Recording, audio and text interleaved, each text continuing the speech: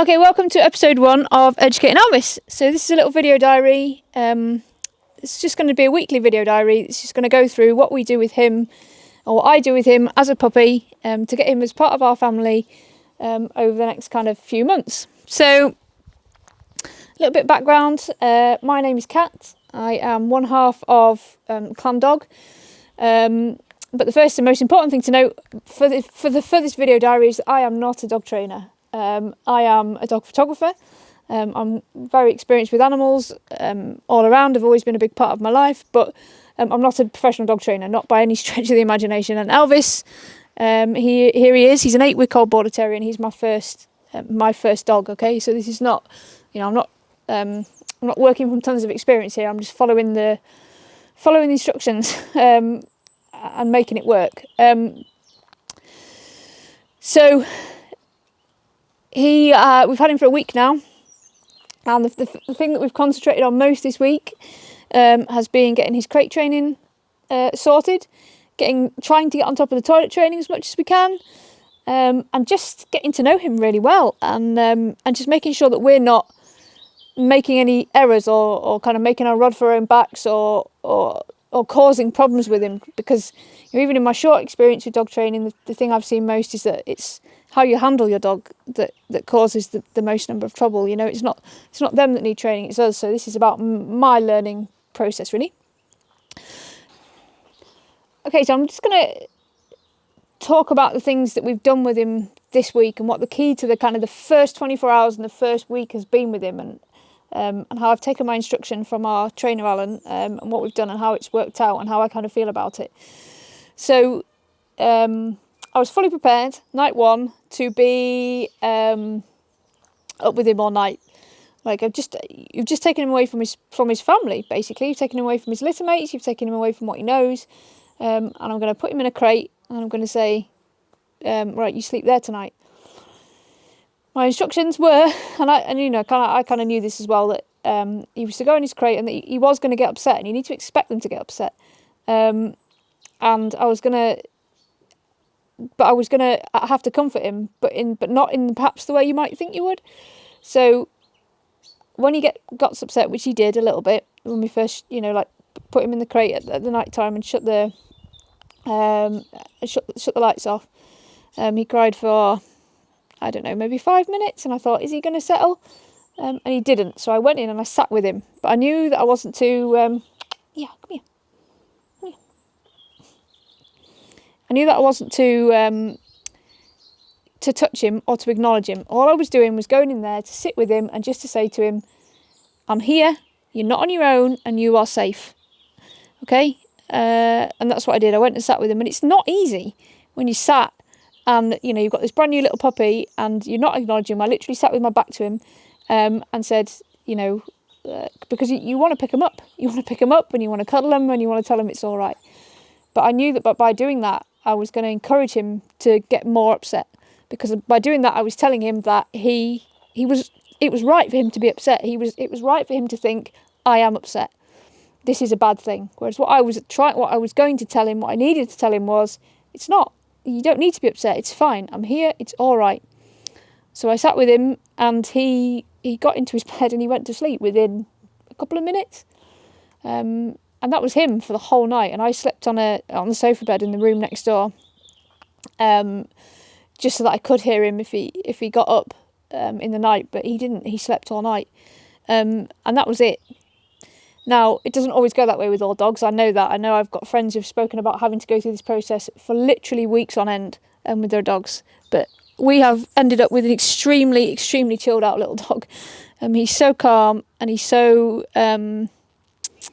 He's just really chilled out.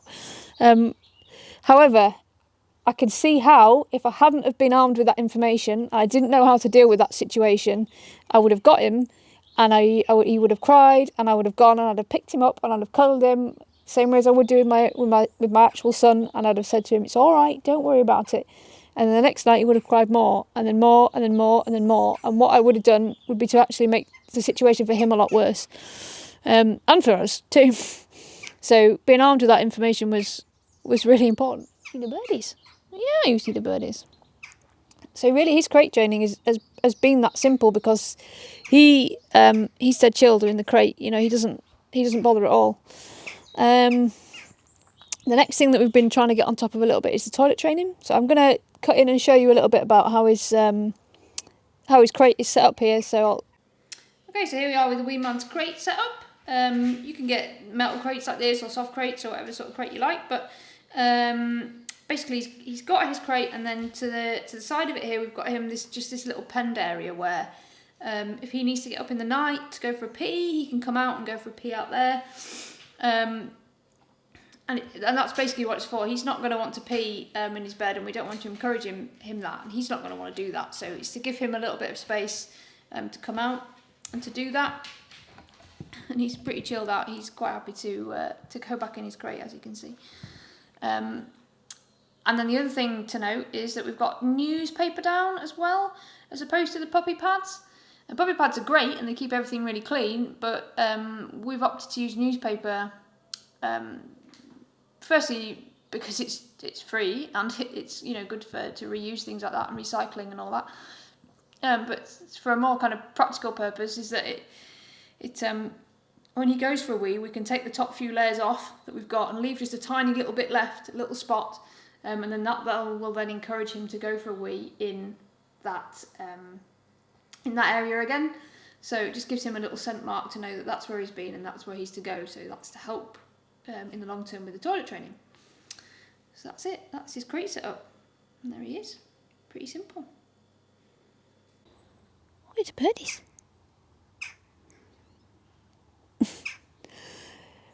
Okay, so now so we sort of feel like we've got his crate training sussed really, and we're really lucky that that's literally taken us a couple of days. He doesn't fuss at all. He goes now if we need to put him in his crate because we can't have eyes on him. Then he's literally like a minute, 30 seconds a minute at max. He has a little whinge and then he just gets in his bed and he goes to sleep. So he's, as you can see, Mr. Chilled Out. And then the next thing that we've been really trying to keep on top of or get to grips with has been the toilet training. That's really been the focus of this first week. In terms of that, it's really just been a case of watching him. That's what I've learned. Like, as soon as I take my eyes off him, it goes wrong. Like, so as long as I'm watching him and I know what he's doing, I can see when he's about to go for a wee, then I can get him outside. In terms of the poos, he's. I mean, it's natural for them not to want to poo where they live. So, the first day I think I missed one of his poos, but it's very quick. You find their routine and you look and you go, oh yeah, he's going to poo first thing in the morning and about an hour after he eats. So as long as you're on top of that, you can make sure that you get them outside. And I'm quite aware at the moment that what I'm doing really is just managing it and making sure that he's outside for his poos rather than him probably asking to be outside for his poos, but he's not pooing inside, and hopefully in time that will come. That's the main thing anyway, or hoping that in time it'll come. Report back to you in 6 weeks' time if he still is pooing or he's weeing inside. But we're not quite as on top of the wees as we are the poos. But we've been lucky with the weather that it's been really nice, so we've just been able to spend lots of time with him outside. So yeah, that's been the toilet training. The next thing that we've really focused on, and this is a little bit with integrating him into our lives and what our life looks like. So I've got a 5-year-old son, and of course he gets really excited because he's now got a new puppy and he wants to play with him all the time, and he runs around getting excited and play with the puppy and screaming and stuff, and that gets him excited.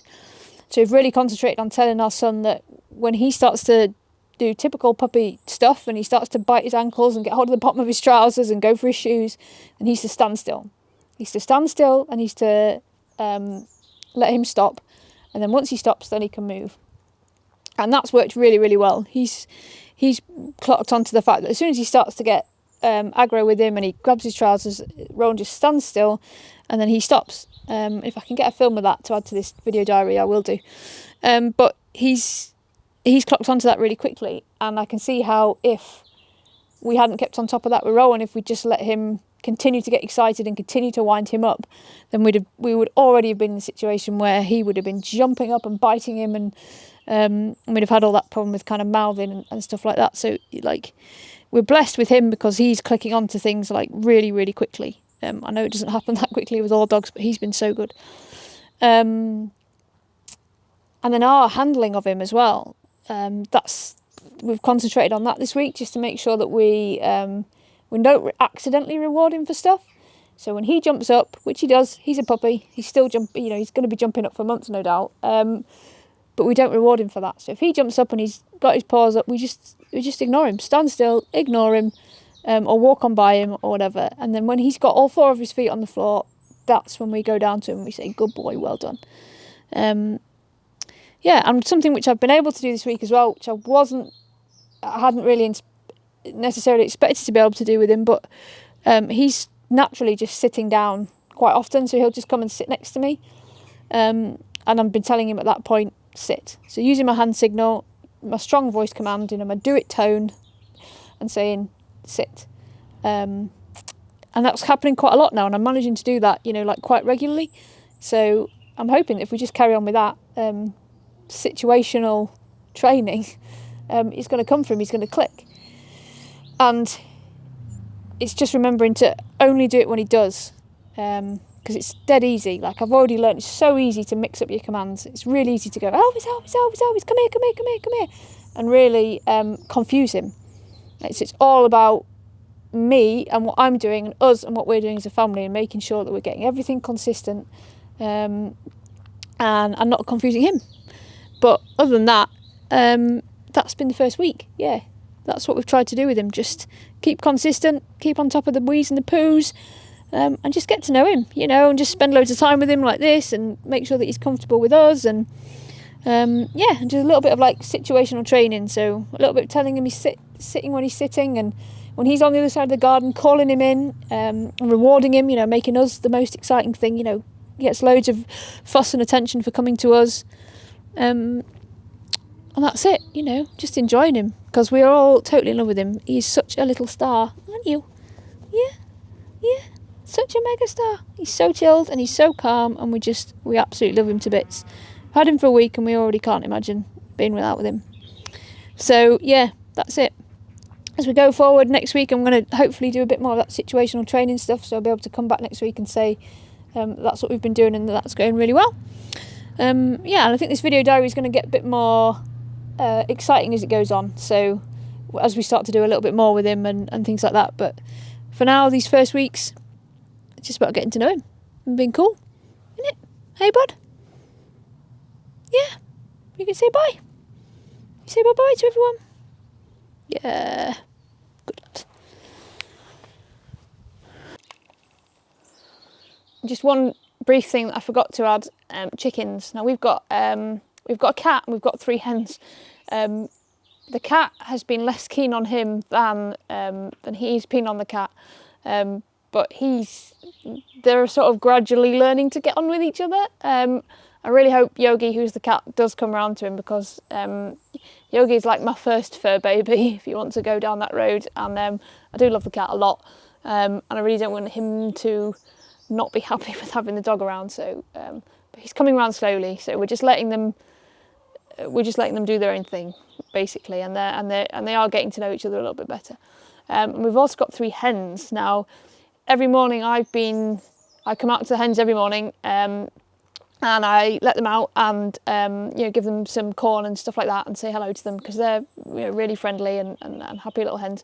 And I've been taking him with me every morning. So the first morning I took him in, I actually put a collar and a lead on him, because I just thought I didn't want him to lurch at them or anything like that and kind of get a hit of like, oh, this is brilliant, I'm going to chase the hens. So I just kept that collar and that lead on him, but I haven't had to do that every morning ever since, really. He just comes and he just kind of chills around them, and obviously for now they're a lot bigger than he is, so I think he's a little bit almost nervous of them.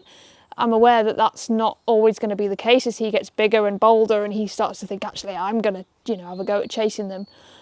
But I think if we keep every morning taking him out and just making it normal just to be in with the hens and not to chase them, and make sure that kind of strong no command is in place.